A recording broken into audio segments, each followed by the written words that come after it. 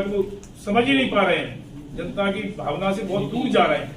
तो पहले अपना चिंतन मंथन करें, उनके पास कोई ऐसा आ सके, आप उसमें ही सब लड़ रहे हैं।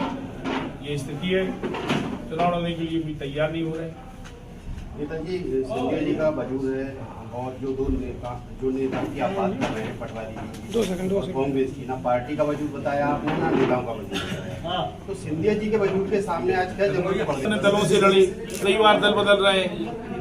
श्रवण दतिया में कई बार पार्टियां बदल चुकी, लेकिन नहीं जीत पा रहे हैं। हमने इसको जितवा दिया, उसको जितवा दिया, बोल के क्या हम सिंधिया जी के खिलाफ लड़ेंगे? ग्वालियर हम ये कर देंगे, वो कर देंगे। इससे वो अपने आप को चर्चा में लाने का प्रयास कर रहे हैं कि पहले अपने आप को देखो, अपनी परिस्थिति को देखो। सिंधिया जी बहुत बड़े नेता हैं, उनके बारे में इस तरह की बातें तो तुम इतने बड़े नेता के विषय में इस तरह की बातें करके, ये तो ठीक। आप क्या कहना चाहते हैं? मैं ये कहना चाहता हूँ कि उनके पास सब कुछ बचा नहीं। कांग्रेस के जो ढकोल संघ नेता हैं, जनता ने उनको सिरे से नकार दिया है। और वो सिंधिया जी के बारे में जो बात कर रहे हैं, सिंधिया जी के लोगों के विषय में जो बात कर रहे हैं, अब सिंधिया जी और सिंधिया जी के लोगों की बात नहीं है, अब भारतीय जनता पार्टी की बात है। और भारतीय जनता पार्टी में हम लोग खुश हैं, प्रसन्न हैं। आदरणीय मोदी जी के नेतृत्व में लोगों का विश्वास बढ़ा है, भारतीय जनता पार्टी में लोगों का, जनता का विश्वास बढ़ा है।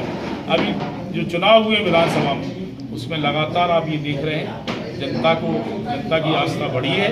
और जहाँ तक सिंधिया परिवार का प्रश्न है या उनसे जुड़े हुए कार्यकर्ताओं का प्रश्न है, जो हम लोगों के विषय में जो इस तरह की बात कर रहे हैं पटवारी जी, तो कहीं कोई ऐसी बात नहीं है। सिंधिया जी कभी, उनका परिवार, सिंधिया जी का परिवार कभी भी किसी पद के लिए, कभी प्रतिष्ठा के लिए कभी पीछे आगे नहीं गए।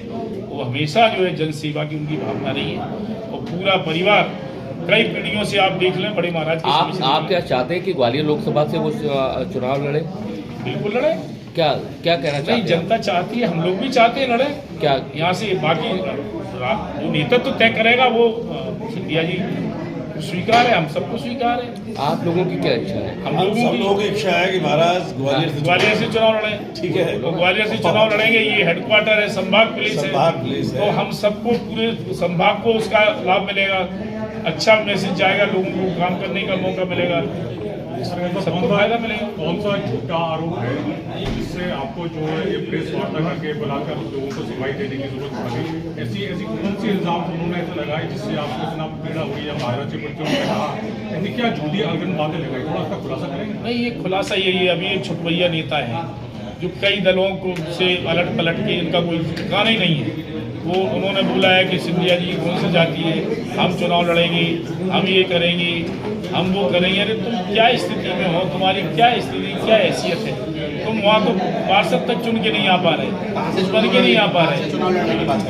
एक्चुअल में ग्वालियर लोकसभा से वो चुनाव लड़ने की बात कर रहे हैं। सिंधिया जी से जाति पूछ रहे हैं। अब जाति पे आधारित कोई राजनीति होती है, जाति से राजनीति सारी दुनिया समझ चुकी है, सारा देश समझ चुका है।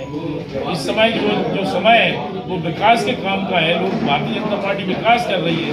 मोदी जी के नेतृत्व में जो काम चल रहा है, मोदी जी की गारंटी में जो लोग, जनता जो है प्रसन्न है, वो जातिवाद की राजनीति की बात कर रहे हैं। राहुल गांधी भी जो इल्जाम लगा रहे हैं, ईडी और जो सेल बन चुका है, विपक्ष बटाओ सेल बन चुकी है, इसके बारे में क्या कहना है? देखिए, राहुल गांधी पे अब कोई काम बचा नहीं। वो बढ़िया यात्रा कर रहे हैं, अपना स्वास्थ्य ठीक रखें, और स्वास्थ्य ठीक होने के बाद वो अपना मस्तिष्क भी अच्छा करें, अपनी विचारधारा भी ठीक करें। और वो सब करने के बाद ये समझें कि जनता क्या चाह रही है। वो ये नहीं समझ पा रहे कि जनता क्या चाह रही है, उन्हें जनता का सोच ही समझ में नहीं आ रहा है। अब जनता इन बातों में और भूल जरूर बातों में आने वाली नहीं है। वो अपनी पार्टी को संभालें, और पार्टी में उनकी यहाँ ये स्थिति है कि कोई चुनाव लड़ने के लिए प्रत्याशी नहीं मिल रहे, तैयार नहीं हो रहे। वास्तविकता ये है।